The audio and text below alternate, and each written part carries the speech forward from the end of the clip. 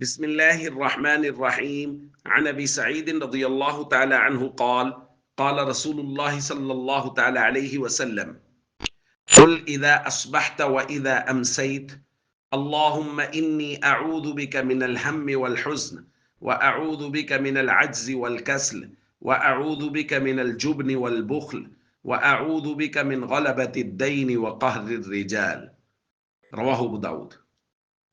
حضرت ابو سعید رضی اللہ تعالیٰ عنہ بیان فرماتے ہیں کہ نبی کریم صلی اللہ علیہ وسلم ایک دن مسجد میں داخل ہوئے، فَإِذَا هُوَ بِرَجُلٍ مِّنَ الْأَنصَارِ يُقَالُ لَهُ أَبُو أُمَامَةَ، حضور نے دیکھا ایک انصاری صحابی جن کو ابو امامہ کہا جاتا تھا وہ مسجد میں ہے۔ حضور نے فرمایا یا ابا امامہ، اے ابو امامہ، ما لی اراک جالسا فی المسجد فی غیر وقت الصلاۃ، مجھے کیا ہے کہ میں تمہیں دیکھ رہا ہوں کہ نماز کے وقت کے علاوہ مسجد میں بیٹھے ہو؟ انہوں نے کہا ہموم لزمتنی ودیون یا رسول اللہ، یا رسول اللہ بہت سے غم ہیں جو مجھے لاحق ہیں اور بہت سے قرضے ہیں مجھ پہ۔ نبی کریم صلی اللہ علیہ وسلم نے فرمایا افلا اعلمک کلاما اذا انت قلته اذهب اللہ عز وجل ہمک وقضى عنک دینک، کیا میں تمہیں ایسے کچھ کلمات نہ سکھا دوں کہ تم ان کلمات کو پڑھ لیا کرو تو اللہ تعالیٰ تمہارے غموں کو بھی دور کر دے اور اللہ تمہارے قرضوں کو بھی ادا کر دے۔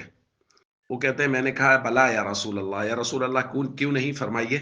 تو حضور نے وہ بات ارشاد فرمائی جو آج ہم نے پڑھی۔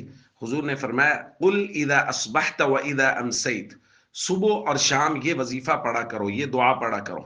یہ دعا ہے اللہم انی اعوذ بک من الہم والحزن، اے اللہ میں تیری پناہ میں آتا ہوں پریشانی اور غم سے، وَأَعُوذُ بِكَ مِنَ الْعَجْزِ وَالْكَسْلِ، اور میں تیری پناہ میں آتا ہوں عاجزی اور کسل مندی سے۔ پھر فرمایا اعوذ بک من الجبن والبخل، اور میں تیری پناہ میں آتا ہوں بزدلی اور بخل سے۔ اور فرمایا وَأَعُوذُ بِكَ مِنْ غَلَبَةِ الدَّيْنِ وَقَهْرِ الرِّجَالِ، اور میں تیری پناہ میں آتا ہوں قرضوں اور ظالموں کے غلبے سے۔ حضرت ابو امامہ رضی اللہ تعالیٰ عنہ فرماتے ہیں فَفَعَلْتُ ذَلِكَ، اس کے بعد میں نے یہ معمول بنا لیا کہ صبح و شام یہ دعا پڑھتا تھا، فَأَذْهَبَ اللَّهُ عَزَّ وَجَلَّ هَمِّي وَقَضَى عَنِّي دَيْنِي، اللہ تعالیٰ نے میرے غموں کو بھی دور کر دیا اور میرے قرضوں کو بھی ادا کر دیا۔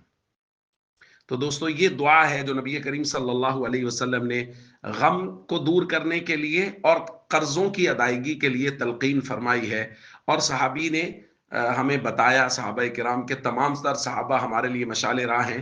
اس روایت میں حضرت ابو امامہ بیان کر رہے ہیں رضی اللہ تعالیٰ عنہ کہ میں نے اس پر عمل کیا اور اس کے نتیجے میں اللہ تعالیٰ نے میرے سارے غم بھی دور کر دیے اور میرے سارے قرضے بھی ادا ہو گئے۔ تو ہمیں اس دعا کا صبح اور شام اہتمام کرنا چاہیے۔ السلام علیکم ورحمۃ اللہ وبرکاتہ۔